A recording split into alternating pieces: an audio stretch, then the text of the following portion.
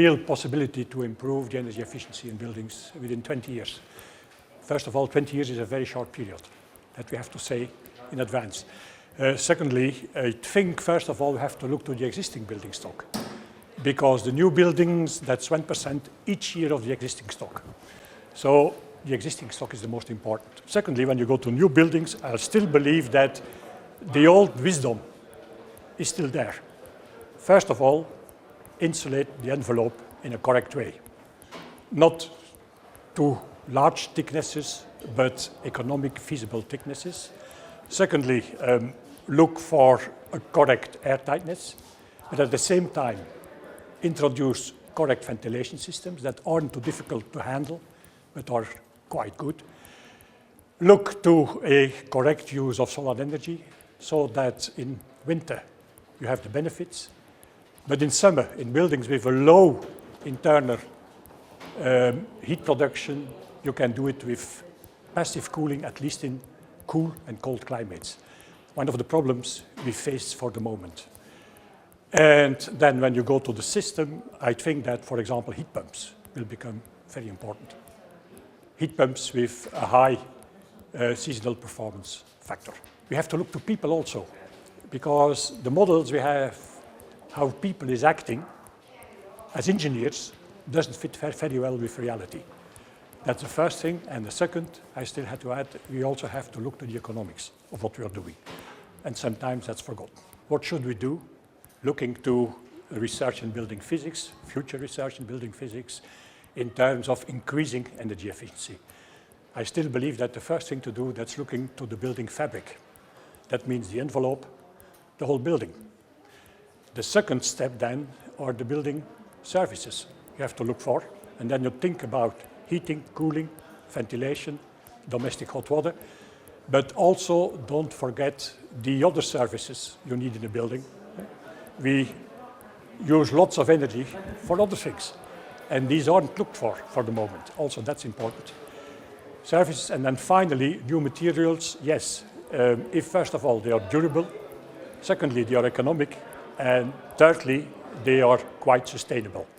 But don't turn it around. Today, they talk about sustainable materials, and you get materials that rot, stink, let's say, have no moisture resistance in some cases, have bad fire resistance in a lot of cases, etc. And that's not the way to go, I think. Super insulation, then you think about vacuum insulation panels. For the moment, they are very difficult to use in real building construction because you cannot cut them. So you have to make each panel with the correct dimensions for applications, and they are quite expensive. So if we can go to nanotechnology materials, then we may end up with nanoparts. We may end up with materials that can be used, you can cut, etc., without problem, with very, very low thermal conductivity.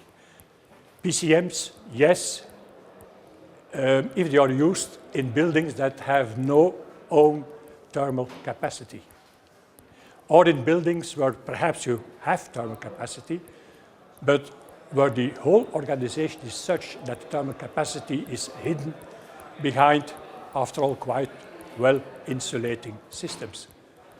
Think about hung ceilings, raised floors, lightweight walls, etc.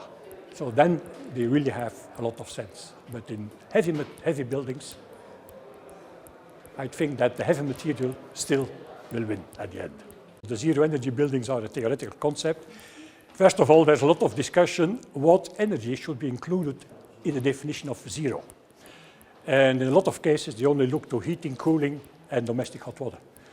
But you have lots of energy used for the building, other building services. They are not included. Secondly, again, I'm coming to the way people's habits are. And when you go to zero energy buildings, then they will be very sensitive to the way they are used by people. A third point you have to think about is that our actual definition is we are producing a lot of electricity in summer. Thanks to the PV, we don't produce much in winter, but in winter, we need a lot of energy to heat our building, so you get an imbalance between, at one side, energy consumed in winter, few electricity produced, and a lot of electricity produced in summer.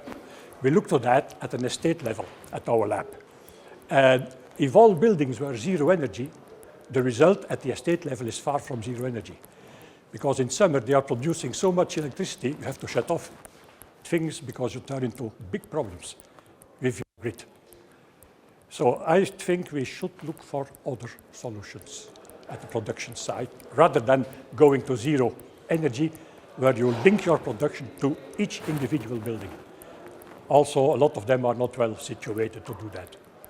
I have seen solar cells applied in dwellings that were situated in woods, and where you had so many trees that no sun even could reach the PV cells. But nobody thinks about that.